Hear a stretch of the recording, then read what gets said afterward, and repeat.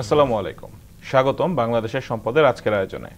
বাংলাদেশের সম্পদ এমন একটি অনুষ্ঠান যেখানে আমরা বাংলাদেশের কৃষিজ, বনজ, মানব, মৎস্য সম্পদ ইত্যাদি নিয়ে আলোচনা করি। এরই ধারাবাহিকতায় আমরা বর্তমানে আলোচনা করছি বাংলাদেশের বনজ সম্পদ নিয়ে। ইতিপূর্বে আমরা বাংলাদেশের বিভিন্ন সম্পদ অর্থাৎ ধান, গম, পাট, মৎস্য ইত্যাদি নিয়ে আলোচনা করেছি। আজকে আমাদের সঙ্গে বন বিষয়ে আলোচনা করার জন্য উপস্থিত আছেন শেরেবাংলা কৃষি বিশ্ববিদ্যালয়ের অ্যাগ্রো ফরেস্ট্রি এবং এনভায়রনমেন্টাল সায়েন্স বিভাগের অধ্যাপক ডক্টর জুবায়ের আল মাহমুদ। আমি যদি শুরুতে একটু জানতে চাই যে আপনার বিভাগ সম্পর্কে, যে আপনারা আসলে বিভাগে কি পড়ান এবং একাডেমিক প্রোগ্রামগুলো কি কি চালু আছে আপনাদের ওখানে। আমাদের agro forestry and environmental science department অর্থাৎ কৃষি বনায়ন ও পরিবেশ বিজ্ঞান বিভাগ, এটা মূলত কৃষি ফ্যাকাল্টি মানে এগ্রিকালচারাল ফ্যাকাল্টি, সেটার আন্ডারে পরিচালিত হয় এবং বিসিএজি অনার্স ডিগ্রি অর্জনের জন্য একটা শিক্ষার্থীকে ওই কোর্স নিতে হয় এবং আমাদের দুইটা কোর্স অফার করি কৃষি ফ্যাকাল্টির জন্য। একটা হলো অ্যাগ্রো ফরেস্ট্রি আর একটা হলো এনভায়রনমেন্টাল সায়েন্স। এছাড়াও আমাদের অন্য আরেকটা ফ্যাকাল্টি বিশ্ববিদ্যালয়ের যেটা হলো ফিশারিজ, সেই ফিশারিজ ফ্যাকাল্টির জন্য আমরা কোর্স অফার করি ম্যানগ্রোভ ইকোসিস্টেম। এছাড়া আমাদের এমএস প্রোগ্রাম চালু আছে, পিএইচডি প্রোগ্রাম চালু আছে। আমরা এমএস এবং পিএইচডি ডিগ্রিও প্রদান করি আমাদের ডিপার্টমেন্ট থেকে। বর্তমানে আসলে শিক্ষার্থীদের মধ্যে এই বিষয়ে পড়াশোনার আসলে আগ্রহটা কিরকম বা এই কেন্দ্রিক গবেষণার আগ্রহটা কিরকম দেখতে পাচ্ছেন? যারা হলো বিদেশে পড়াশোনা করতে চায়, বিদেশে অ্যাগ্রো ফরেস্ট্রি অথবা ফরেস্ট অথবা এনভায়রনমেন্টাল সায়েন্স এগুলির অপরচুনিটি একটু বেশি। তো স্বাভাবিকভাবে অনেক শিক্ষার্থী আসে আমাদের ডিপার্টমেন্টে। দেখা যাচ্ছে আমরা প্রতি সেমিস্টারে 35 জনের মতো শিক্ষার্থী নিতে পারি। তো সেক্ষেত্রে দেখা যাচ্ছে আমাদের ডিপার্টমেন্টটাকে চয়েস দেয় মোর দেন 60 or 70। তো সেক্ষেত্রে আমি বলতে পারি যে স্টুডেন্টদের চাহিদা আছে বা স্টুডেন্টদের ইচ্ছা আছে যে অ্যাগ্রো ফরেস্ট্রি অ্যান্ড এনভায়রনমেন্টাল সায়েন্সে এমএস করার। তো আপনারা আপনাদের বিভাগের পড়াশোনায় আসলে মূলত কোন কোন দিক কভার করেন? মূলত দুইটা ভাগ, একটা হলো অ্যাগ্রো ফরেস্ট্রি আর একটা হলো এনভায়রনমেন্টাল সায়েন্স। এগ্রিকালচারাল যে ফসল আমরা উৎপাদন করি এর সাথে বনায়ন একসাথে উৎপাদন একটা কৌশল, সেই কৌশলে আমরা ফরেস্ট নিয়ে আমরা ওখানে গবেষণা করি। আর অন্যদিকে আমাদের এনভায়রনমেন্টাল সায়েন্স, আমরা জানি যে বৈশ্বিক উষ্ণায়নের ফলে অনেকগুলি প্রাকৃতিক দুর্যোগ আমাদের এখন ফসল উৎপাদন করা কষ্ট হচ্ছে। তো সেগুলি আমরা জানি যে খরা, লবণাক্ততা, হাই টেম্পারেচার। তো ওই এনভায়রনমেন্টাল সায়েন্সে ওইগুলি নিয়ে গবেষণা করার সুযোগটা আছে। গবেষণা টেন্ডেন্সি বাড়ানোর জন্য বা তাদেরকে আরো আগ্রহী করার জন্য আপনারা কোনো উদ্যোগ নিচ্ছেন কিনা বা কোনো ইনসেন্টিভের ব্যবস্থা আছে কিনা? বিশ্ববিদ্যালয়ের পক্ষ থেকে তো ইনসেন্টিভের ব্যবস্থা নেই। এখানে হলো যে আগ্রহ কম থাকার কারণ আমি আগেও বলেছি, বাংলাদেশের জব অপরচুনিটিটা এত একদম ডিফাইন করা না যে সে এই বিষয়ে পড়াশোনা করে এই বিষয়েই সে চাকরি করতে পারবে।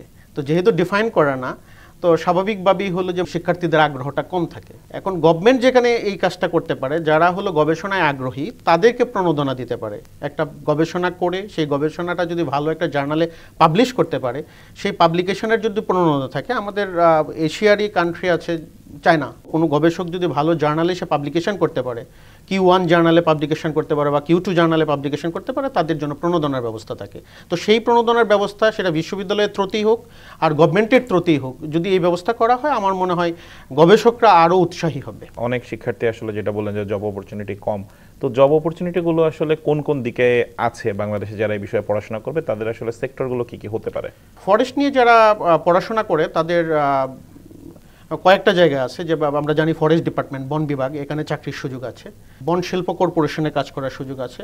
সরকারি এবং বেসরকারি বিভিন্ন জায়গা আছে যেখানে ফরেস্ট নিয়ে কাজ করতে পারবে। এই ক্ষেত্রে যেটা বলা হচ্ছে বিশ্ববিদ্যালয় পর্যায়ে তো দেখা যাচ্ছে যারা পড়ালেখা করছে তাদের তো একটা লেভেল অফ গবেষণা করা লাগে, বা আমরা বলি অনার্স শেষ হওয়ার সময় বা মাস্টার্স একটা থিসিস করা লাগে। এগুলোকে আসলে বর্তমান সময়ের সঙ্গে বাস্তবধর্মী থিসিস তারা করছে নাকি জাস্ট পাশ করার জন্য কোনো মতে করে শেষ করে যাচ্ছে? কি বেশিরভাগ ক্ষেত্রে আসলে হয় যেটা, সেটা হলো যে তাদের বাংলাদেশে আমি সবসময় বলি আর কি, মাস্টার্স একটা অর্নামেন্টাল ডিগ্রি হয়ে দাঁড়িয়েছে। তো বেশিরভাগ ক্ষেত্রেই হলো যে তারা আসলে তাদের ডিগ্রিটা অর্জনের জন্য যতটুকু রিসার্চ না করলেই নয় ততটুকু করে। আর এর মাঝেই কয়েকজন আছে যারা কিনা ভালো গবেষণা করে, এবং এই ভালো গবেষণার কারণেই এখনও বাংলাদেশে হলো যে আমরা জানি যে বিদেশের অনেক ইউনিভার্সিটি, রিপোর্টেড ইউনিভার্সিটি, সেটা ইউরোপে হোক, ইউএসএ হোক, অস্ট্রেলিয়াতে স্টুডেন্টরা যাচ্ছে এবং ওই ফরেস্ট নিয়ে অথবা এনভায়রনমেন্ট নিয়ে গবেষণা করার সুযোগ পাচ্ছে ওই সকল জায়গায়। তো তার কারণ হলো যে তারা বাংলাদেশে গবেষণাটা ভালোভাবে করেছে এবং সেটাই এক্সটেনশন হচ্ছে উন্নত দেশগুলিতে। আপনাদের এখানে তো এনভায়রনমেন্টাল সায়েন্সও জড়িত একই সঙ্গে।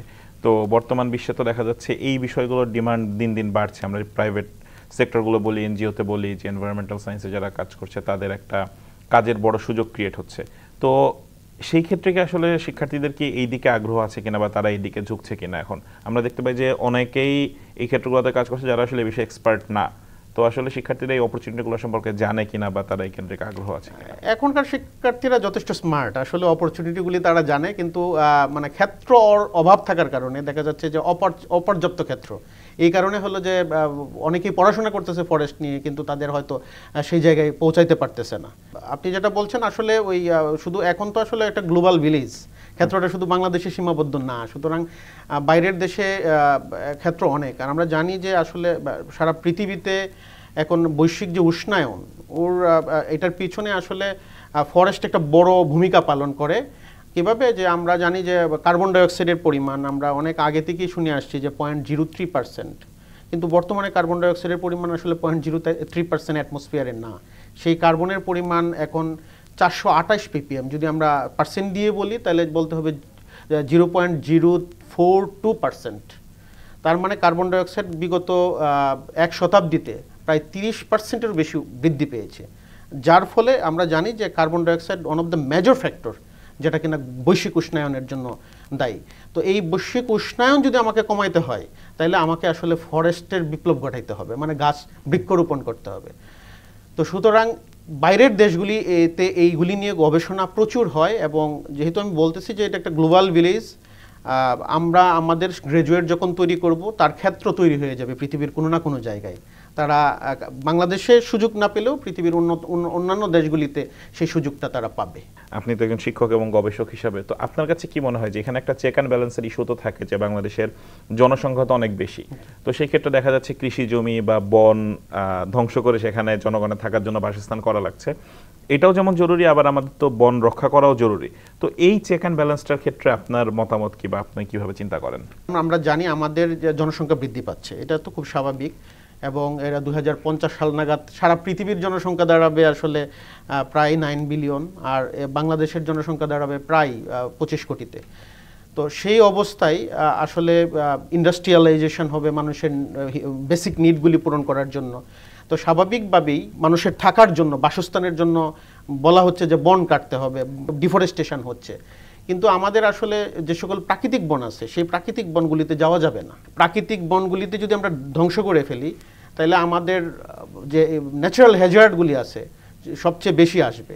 এখন আপনি যেটা বলতে চাচ্ছিলেন আসলে চেক অ্যান্ড ব্যালেন্সের কথা, আসলে তো এখানে আমরা অলরেডি আমরা দেখেছি যে ঢাকা শহরের যে বিল্ডিংগুলি আছে আজ থেকে 30-40 বছর আগে হাই রেজ বিল্ডিং ছিল না। তার মানে এই বিল্ডিংয়ের ক্ষেত্রে কিন্তু আমরা ভার্টিক্যাল এক্সপানশন করছি। তো এগ্রিকালচারের ক্ষেত্রে আমরা আসলে ওই ডিফরেস্টেশন করে নতুন নতুন জমি কৃষির আওতায় আনা অথবা বাসস্থানের জন্য না এনে আমরা ভার্টিক্যাল এগ্রিকালচারাল প্র্যাকটিস করতে পারি কিনা সেই জিনিসটা আমাদের দেখতে হবে। যেরকম কিছু বনায়ন ধ্বংস হবে, প্যারালালি আমাদেরকে নতুন কোনো বনায়ন সৃষ্টি করতে হবে। অ্যাগ্রো ফরেস্ট্রি এর একটা মাধ্যম, কৃষি বনায়ন।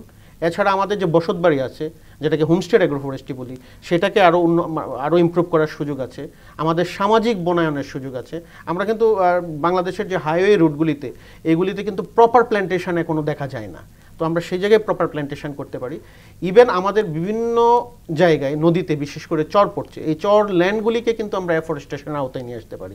এইভাবে আমরা আমাদের যে বর্তমান আমরা বলি আর কি সরকারি হিসাব মতে 17%, আসলে FAU মানে FAO এর তথ্য মতে আসলে বনাঞ্চলের পরিমাণ 11%। তো আমাদের দরকার আসলে 25%। বাংলাদেশ সরকার একটা টার্গেট নিয়েছে যে 2035 সাল নাগাদ সেটাকে 20%, বেসড অন 17, তার 17%কে ধরে তারা চিন্তা করছে যে 2035 সাল নাগাদ এটাকে 20% উন্নতি করার জন্য। তো আমাদের এই জায়গাগুলিকে যদি আমরা বেছে নিই তাইলে আমাদের ওই আমার মনে হয় যে কিছু যদি ইন্ডাস্ট্রিয়ালাইজেশন বা বাসস্থানের জন্য কিছু কাটা পড়লেও অন্য দিক দিয়ে আমরা সেটাকে কাভার করে আরও আগে যেতে পারবো। আপনারা যারা একাডেমিক আছেন বা এই ফিল্ডে এক্সপার্ট আছেন, আপনার এই ক্ষেত্রে গভর্নমেন্টকে কোনো পলিসি রেকমেন্ডেশন বা ওয়ার্ল্ড ওয়াইড বিভিন্ন দেশে তো প্র্যাকটিসগুলো আছে, অনেক দেশে তো জনসংখ্যা বাড়ছে কিন্তু তারাও একটা ব্যালেন্স করতে পারছে বনভূমির সঙ্গে, তো এই ক্ষেত্রে আসলে গভর্নমেন্টকে কোনো পলিসি রেকমেন্ডেশন বা আপনারা কোনো রিসার্চ এরকম দাঁড় করিয়েছেন কিনা, আসলে কি হতে পারে এই ক্ষেত্রে? অন্যান্য দেশের কথা বলছেন, সেই জায়গায় ইনস্টিটিউশনাল লিঙ্কেজটা খুব চমৎকার। আমাদের দেশে ইনস্টিটিউশনাল লিঙ্কেজটা নাই। আমরা যে গবেষণা করছি সেই গবেষণাগুলি প্রপার ওয়েতে সেটা আসলে নীতিমালায় অনেক সময় মানে আমরা পৌঁছাইতে পারি না, অথবা গভর্নমেন্ট এসে আমাদের আউটপুটটাতে পৌঁছাইতে পারে না। এই গ্যাপটা আছে। এই গ্যাপটা পূরণ করার জন্য আমার মনে হয় ফরেস্ট ডিপার্টমেন্ট, এগ্রিকালচারাল মিনিস্ট্রি, এইগুলিকে এক লাইনে আসতে হবে। এক লাইনে আসলে হয়তো আমরা যে আমাদের যে গবেষণার ফলাফল, কারণ এখন তো গবেষণা বিশেষ করে ফরেস্ট নিয়ে প্রচুর গবেষণার সুযোগ আছে। আমরা জানি যে আমাদের ক্লাইমেট চেঞ্জ হচ্ছে, সেই ক্লাইমেট চেঞ্জ নিয়ে ফরেস্ট নিয়ে একটা গবেষণা হতে পারে। ফরেস্টের অনেক ধরনের প্রোডাক্ট আছে, সেই প্রোডাক্ট নিয়ে গবেষণা হতে পারে। ফরেস্ট সয়েল কনজারভেশন করে, ওয়াটার কনজারভেশন করে, সেই জায়গায় গবেষণার সুযোগ আছে। এবং নীতিগত পলিসি নিয়েও গবেষণা হয়। এবং আসলে বাংলাদেশে যে পলিসিগুলি যেগুলি নতুন নতুন তৈরি হচ্ছে সেগুলি অবশ্যই ওই সকল গবেষণার ডেটাগুলি নিয়েই। তো আমার মনে হয় যদি আরেকটু ইনস্টিটিউশনাল লিঙ্কেজটা ডেভেলপ করা যায় তাইলে আরও উপকৃত হবে বাংলাদেশ ফরেস্ট গবেষণার ক্ষেত্রে। তো কি পরিমাণ আসলে শিক্ষার্থী আপনারা অন অ্যান এভারেজ প্রতি বছর পান যারা বিভিন্ন বিশ্ববিদ্যালয়ের বাইরে যাচ্ছে এবং তারা ভালো কন্ট্রিবিউশন করছে, ভালো জায়গা থেকে তারা ডিগ্রি আনছে এরকম? প্রতি বছরেই অন্তত ৩-৪ জন স্টুডেন্ট যারা আমাদের এখান থেকে এমএস করছে তারা দেশের বাইরে চলে যাচ্ছে। এবং স্বাভাবিকভাবে তারা যেহেতু agro forestry and environmental science department থেকে এমএস করে যায়, তারা ওই ফিল্ডটাকেই চুজ করে, তাদের পেপার পাবলিকেশন বা এই রিলেটেড থাকে তখন ওই রিলেটেড যায়। অন্তত ৩-৪ জন স্টুডেন্ট আমাদের ডিপার্টমেন্টে। আমরা জানি যে বাইরের দেশগুলিতে বিভিন্ন ধরনের স্কলারশিপ, প্রফেসর নিজে স্কলারশিপ দেয় তার কোনো প্রজেক্টের মাধ্যমে, সরকারি স্কলারশিপ আছে, এবং ইরাসমাস মাউন্টস স্কলারশিপেও আমাদের স্টুডেন্টরা যাচ্ছে। এরপরেও ম্যাক্সড আমরা জানি জাপানের, সেই জায়গায়ও যাচ্ছে। যেটা বললেন যে আমাদের দেশে তো আসলে কর্মক্ষেত্র কম, তো সেই ক্ষেত্রে আসলে আপনি কি মনে করেন যে আগামী 5 বছর 10 বছর পরে যে বিভাগগুলো আসলে বন নিয়ে পড়াচ্ছে, পরিবেশ নিয়ে পড়াচ্ছে, তাদের ডিমান্ড কি আসলে সেম থাকবে নাকি এটা কমে আসবে? কি মনে হয় আপনার কাছে? আমার মনে হয় বাড়বে, কমে আসবে না। কারণ হলো যে আমরা জানি যে আমাদের সুন্দরবন আমাদের বড় একটা শেল্টার কিন্তু আমাদের দেয়। আমাদের দেশে আজ থেকে 30-40 বছর আগে মেগা হ্যাজার্ডগুলি যেগুলি আমরা বলি সিডর, আমফান, এগুলি কিন্তু ডিলে করতো অনেক, মানে 3-4 বছর, 5 বছর, 7 বছর পর পর আসতো। এখন কিন্তু আমরা প্রতিনিয়ত এমন হয় বছরে 2 বার কোনো মেগা হ্যাজার্ড আমাদেরকে করতে। সুন্দরবন কিন্তু এটাকে আমাদের কি করতেছে, ওয়াল হিসাবে কাজ, শেল্টার বেল্ট হিসাবে কাজ করছে। তো এই যে সমস্যাগুলি দিন দিন বাড়বে বাংলাদেশে, সেটা আমার মনে হয় গবেষণার ক্ষেত্রগুলি আরো বাড়াবে, আমার মনে হয় কমবে না। আমরা দেখতে পাই যে প্রচুর গবেষণা হচ্ছে, বিশ্ববিদ্যালয় পর্যায়ে শিক্ষকরা বলি বা শিক্ষার্থীরা অনেক গবেষণা করছেন, ভালো ভালো জার্নালে পাবলিশ হচ্ছে, কিন্তু মাঠ পর্যায়ে আসলে সেগুলোর খুব একটা ইমপ্লিমেন্টেশন আমরা দেখতে পাচ্ছি না। তো এই কাজগুলো কি শুধু কাগজ কলমে সীমাবদ্ধ থেকে যাচ্ছে নাকি মাঠ পর্যায়ে ইমপ্লিমেন্ট করার ক্ষেত্রে আপনারা কোনো উদ্যোগ গ্রহণ করছেন? অ্যাপ্লাইড যে রিসার্চগুলি হয় বিভিন্ন জায়গায়, সেই অ্যাপ্লাইড রিসার্চগুলি যদি ইনস্টিটিউশনাল লিঙ্কেজের প্রয়োজন, কারণ আমরা আমাদের একটা আউটপুট নিয়ে আসলাম, সেই আউটপুটটা আমাদের আউটপুটটা আমরা সর্বোচ্চ আমরা কিন্তু একটা জার্নালে পাবলিকেশন করে প্রকাশ করছি, কিন্তু সেই আউটপুটটা মানে বাংলাদেশের উপকারে আসতে হলে কোনো না কোনো স্কোপ তৈরি করতে হবে যাদের মাধ্যমে আমরা ওই আউটপুটটা কাঙ্ক্ষিত জায়গায় দিতে পারি, যারা কিনা ওই নিয়ে কাজ করতে পারে। তো এই জায়গার অভাবটা আছে।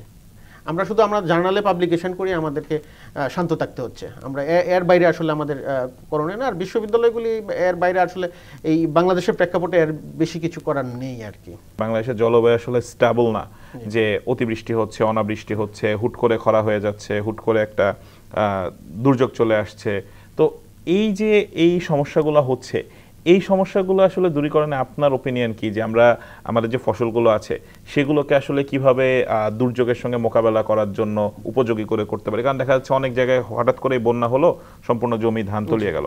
তো এই জন্য আসলে কোনো ব্যবস্থা নেওয়া হচ্ছে কিনা বা আপনারা কি চিন্তা করছেন? আমরা তো আসলে যেহেতু ক্লাইমেট চেঞ্জ, তো স্বাভাবিক আসছে ক্লাইমেট স্মার্ট টেকনোলজি, তা আমাদেরকে ক্লাইমেট স্মার্ট টেকনোলজিতে যেতে হবে। তো ক্লাইমেট স্মার্ট টেকনোলজির মাঝে অ্যাগ্রো ফরেস্ট্রি কিন্তু একটা ক্লাইমেট স্মার্ট টেকনোলজি। কারণ আপনি বললেন যে ফ্লাড হয়ে ফসল নষ্ট হয়ে গেল, অ্যাগ্রো ফরেস্ট্রিতে কিন্তু ট্রি থাকবে, ট্রি কোনো না কোনো আউটপুট দেবে, এটা একটা গেল। আর যে ফসল উৎপাদন, নর্মাল ফসল উৎপাদনের কথা যদি বলি, এখানে অতিবৃষ্টি, এরপরে অনাবৃষ্টি, এই জিনিসগুলি আসতেছে, স্যালাইনিটি দিন দিন বাড়তেছে, সমুদ্র পৃষ্ঠের উচ্চতা বাড়তেছে। এই কারণে আসলে আমাদেরকে ফিজিওলজি নিয়ে রিসার্চ করতে হবে, এবং প্ল্যান্ট ফিজিওলজি নিয়ে যখন রিসার্চ আমরা করব, সেটা হোক খরা, হোক স্যালাইনিটি, এই ইনফরমেশনগুলি কাজে লাগিয়েই কিন্তু ব্রিডাররা নতুন নতুন টলারেন্ট ভ্যারাইটি নিতে পারবে। এটা একটা ব্রিডিংয়ের দিক গেল বা ফিজিওলজির দিক গেল। এছাড়াও আমাদের কিছু ক্লাইমেট স্মার্ট টেকনোলজি ইউজ করতে হবে সয়েলে। স্যালাইন এরিয়াতে আমরা ভার্মিকম্পোস্ট ইউজ করতে পারি, আমরা ক্যালসিয়াম জিওলাইট ইউজ করতে পারি, হিউমিক অ্যাসিড ইউজ করতে পারি, যেগুলি স্যালাইনিটি রিমিডিয়েশন করে। ইভেন এখানে যে সমস্যাটা, বাংলাদেশের একটা প্রজেক্টে এখানে কাজ করি সাতক্ষীরার 2টা জায়গায়, আশাশুনি এবং দেবহাটায়, কৃষকরা এখনও প্রাচীন তাদের ভ্যারাইটি ইউজ করে, অর্থাৎ যেটা হলো লবণাক্ততা সহনশীল না। সুতরাং এই যে ভ্যারাইটিটা লবণাক্ততা সহনশীল, সেটাকে সিলেক্ট করাও কিন্তু একটা স্মার্ট টেকনোলজি। সুতরাং এই দিকে আসলে আমাদেরকে আগাইতে হবে। যারা এই বিষয় নিয়ে বাইরে পড়াশোনা করেছেন, আপনি যেটা বললেন যে কৃষকরা এখনো তারা তাদের প্রাচীন যে সিস্টেম সেটাই ব্যবহার করছেন, তো তাদেরকে আসলে প্রপার ট্রেনিংগুলোও দেওয়া হয় না, বা তারা যে পৃথিবীর অন্যান্য দেশ যে আধুনিক টেকনোলজিগুলো ব্যবহার করছে সেটা হয়তো তারা জানেও না। তো এই ক্ষেত্রে আসলে তাদেরকে অ্যাওয়ার করার জন্য কি করা যেতে পারে আপনার কি মনে হয়? প্রযুক্তিগুলি যদি আমরা তাদের কাছে পৌঁছে দিতে হয়, সেক্ষেত্রে আমাদের যে কৃষি সম্প্রসারণ অধিদপ্তর আছে, তাদের বড় একটা ভূমিকা নিতে হবে। এছাড়াও এআই আছে, এগ্রিকালচার ইনফরমেশন সিস্টেম, যারা কিনা কৃষকদের বুলেটিন অথবা বিভিন্ন ধরনের আইসিটি ওয়েতে তারা কৃষকের কাছে নতুন টেকনোলজিগুলি পৌঁছায় দেয়। তো সেই জায়গায় আমাদের নতুন টেকনোলজিগুলি যখন আসে, এটা সম্প্রসারণের ব্যবস্থা করতে হবে। এক, কৃষকের যে মনস্তাত্ত্বিক যে বিষয়টা আছে সেটাও চেঞ্জ করতে হবে, এটা বারবার আলাপ করার মাধ্যমে চেঞ্জ করতে হবে। ক্রপ ডেমনস্ট্রেশন করতে হবে যে হ্যাঁ, এইভাবে যদি তুমি প্রযুক্তিটা ইউজ করে করো তাহলে তুমি লাভবান হবা, তাইলে কৃষক সেটাতে যাবে। এছাড়াও আমার মনে হয় যে আমাদের যেহেতু এটা একটা বাংলাদেশ একটা প্রাকৃতিক দুর্যোগপূর্ণ এরিয়া, এই দুর্যোগপূর্ণ এরিয়াতে কৃষকের অবশ্যই ক্রপ ইন্স্যুরেন্সের ব্যবস্থা করতে হবে। আমার মনে হয় ক্রপ ইন্স্যুরেন্স যদি আমরা সেটা করতে পারি, কৃষক অনেকটাই, যারা সরকারি কর্মকর্তা ওইখানে কাজ করে কৃষি সম্প্রসারণ নিয়ে, তাদের প্রতি তাদের সাথে কাজ করা, তাদের সাথে কোলাবোরেশন করবে। এবং আমার মনে হয় যে প্রযুক্তি যতটুকু পারি আর কি, আসলে সকল প্রযুক্তি আমরা সব জায়গায় আমরা করতে পারবো না, অ্যাপ্লাই করতেও পারবো না, কারণ আমরা জানি যে আমাদের ভূমির ফ্র্যাগমেন্টেশন অনেক বেশি, ফ্র্যাগমেন্টেড জমি, আইল বেশি। সেই জায়গায় যদি আমি কম্বাইন হারভেস্টার ইউজ করতে চাই, এটা আমাদের জন্য কঠিন হবে। আবার অনেক জায়গায় দেখা যাচ্ছে যে এক খণ্ড জমি আর একজনের, আর এক খণ্ড জমি আরেকজনের, সেক্ষেত্রে প্রপার ওয়েতে ফসলও ফলানো সম্ভব হয় না। কিছু বাধা থাকলেও যে সকল জায়গায় প্রযুক্তিগুলি ইউজ করা উচিত, আমার মনে হয় আমাদের ইনস্টিটিউশনাল সেই লিঙ্কেজটা বাড়িয়ে দিয়ে আমরা সেটা পূরণ করতে পারি। তো আমাদের দেশে বেশ কিছু বিশ্ববিদ্যালয়ে তো এই বিষয়গুলো পড়াচ্ছে, এনভায়রনমেন্টাল সায়েন্স বলি, ফরেস্ট্রি বলি, ফরেস্ট্রি নিয়ে পড়াচ্ছে।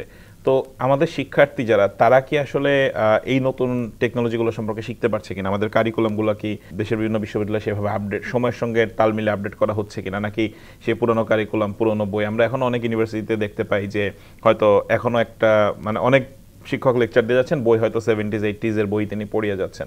টেকনোলজিগুলো সম্পর্কে পরিচিত করা, নতুন কারিকুলাম, এই ডেভেলপমেন্টগুলো হচ্ছে কিনা? প্রত্যেকটা বিশ্ববিদ্যালয়ে এখন আইকিউএসি আছে, institution of quality assurance sell. তো সেই সেলগুলি কিন্তু তারা কারিকুলাম চেঞ্জ করছে। তো কারিকুলাম চেঞ্জ করার সাথে সাথে কিন্তু কন্টেন্টগুলিও চেঞ্জ করতে হবে। আমি যে কন্টেন্টগুলি পড়াচ্ছি, যে ইনফরমেশনগুলি আমি পড়াবো, সেই যদি আমি 30 বছর আগের ইনফরমেশন দিই তাইলে হবে না। তো আমার মনে হয় ইনস্টিটিউশনগুলি আগায় আসছে, সেই জায়গায় ব্যক্তি পর্যায় থেকে আগায় আসা জরুরি। এখন যারা গ্র্যাজুয়েশন করছে, আপনি কি মনে করেন যে বাংলাদেশে যদি কর্মক্ষেত্র বাড়ে, তারা যে বিষয়টা একাডেমিতে পড়ে এসেছে সেটার সঙ্গে মানিয়ে নিতে পারবে কিনা? অনেক ক্ষেত্রেই চ্যালেঞ্জটা আমরা দেখি যে অনেকেই একাডেমিয়া থেকে পড়ে ইন্ডাস্ট্রিতে যাওয়ার পরে অনেকেই বলে যে যা পড়ে এসেছি সেটার সঙ্গে আসলে মার্কেটের মিল নেই, বা ইন্ডাস্ট্রিতে অনেক কিছুই নতুন করে তারা শেখা লাগছে। তো এই গ্যাপটা কিভাবে কমিয়ে আনা যায়? ইন্ডাস্ট্রি এবং মানে পড়াশোনার মানে একাডেমিকের যে জিনিসটা বললেন, যে এই কারণে ইন্ডাস্ট্রিয়াল কোলাবোরেশন প্রয়োজন আসলে। মানে বাইরের দেশগুলিতে যেরকম ইন্ডাস্ট্রি অর্থায়ন করে, তুমি একটা ভ্যারাইটি ডেভেলপ করে দাও, সেই ভ্যারাইটি আমি ইন্ডাস্ট্রি করবো, স্বাভাবিকভাবেই হলো যে তাদের মাঝে কোলাবোরেশন থাকে। আমার মনে হয় যে আমরা যদি ইন্ডাস্ট্রিয়াল কোলাবোরেশনটা বাড়াইতে পারি ইউনিভার্সিটিগুলিতে, সত্যিকারের গবেষণাটা যদি করা যেতে পারে ইন্ডাস্ট্রিয়াল কোলাবোরেশনে, তাইলে সেটা সম্ভব আর কি। আমরা মনে হয় কাঙ্ক্ষিত লক্ষ্যমাত্রা অর্জন করতে পারবো। সরকারি বিভিন্ন প্রতিষ্ঠান যেমন পানি ভবন বা মন্ত্রণালয়, তারা যেমন ক্লাইমেট স্মার্ট টেকনোলজি নিয়ে কাজ করছে, তো এখানে আসলে আপনারা ইনপুট দিচ্ছেন কিনা, বা আপনাদের কাছ থেকে সাজেশন নেওয়া হয় কিনা? ওই কোলাবোরেশনটা নাই বা ওই আলোচনাটা হয় না, তারা আমাদের কাছ থেকে সাজেশন নিচ্ছে এরকম হয় না। কখনো কখনো এরকম হয় যে কোনো একটা বিষয় নিয়ে হয়তো একটা প্রজেক্ট রান করবে, সেই জায়গায় হয়তো কাউকে ডাকে, কিছু ইনপুট নেওয়ার জন্য, এভাবে কোলাবোরেশন হয় না। এটা একটা গ্যাপ থেকেই যাচ্ছে যে সরকার হয়তো কোনো পলিসি বা কোনো কাজ করতে আছে, সেক্ষেত্রে যারা এক্সপার্ট তাদেরকে সেভাবে এঙ্গেজ করা হচ্ছে না, এই গ্যাপটা থেকে যাচ্ছে। তো আমি যদি সর্বশেষ আপনার কাছে জানতে চাই যে শিক্ষার্থীরা আসলে এই বিষয়ে কেন পড়তে আসবে, একজন স্কুল বা কলেজের শিক্ষার্থী, তার উদ্দেশ্যে আপনার আসলে লাস্ট বক্তব্যটা কি থাকবে, কেন এই বিষয়ে পড়বে? যে শিক্ষার্থীরা স্কুল কলেজে পড়ে তাদের উদ্দেশ্য বেশিরভাগই যদি তাদের এইম ইন লাইফ বলা হয় তাহলে বলে যে আমি ডাক্তার হব বা ইঞ্জিনিয়ার হব, এইটাই থাকে। কৃষিবিদ হব এটার সংখ্যাটা এত থাকে না।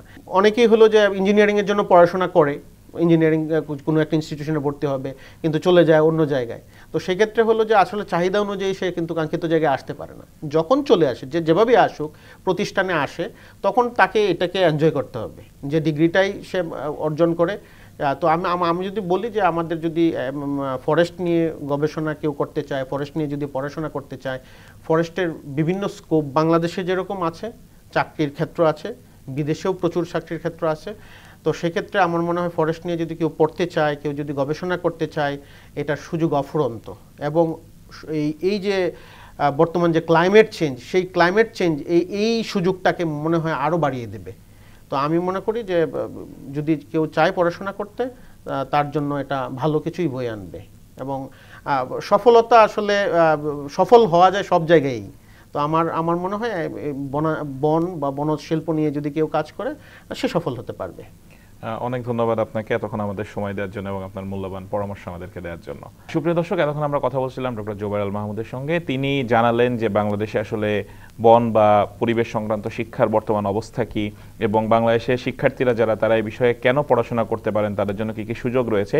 একই সঙ্গে আমরা জানলাম যে বাংলাদেশ সরকার এই কেন্দ্রিক বিভিন্ন প্রজেক্ট রান করছে, কিন্তু সেই প্রজেক্টগুলোর জন্য যারা এক্সপার্ট আছেন, বিভিন্ন একাডেমিয়াতে যারা কর্মরত আছেন, আমাদের যারা শিক্ষাবিদ আছেন, তাদের সঙ্গে লিয়াজোটা প্রপারলি মেনটেন হয় না। তো সরকার যদি এই কাজগুলো করে এবং একই সঙ্গে দেশের এবং দেশের বাইরে যারা এক্সপার্ট আছে তাদেরকে যদি এঙ্গেজ করে, তাহলে দেশের জন্যই সেটা উন্নতি বয়ে আনবে বলে আমরা মনে করি।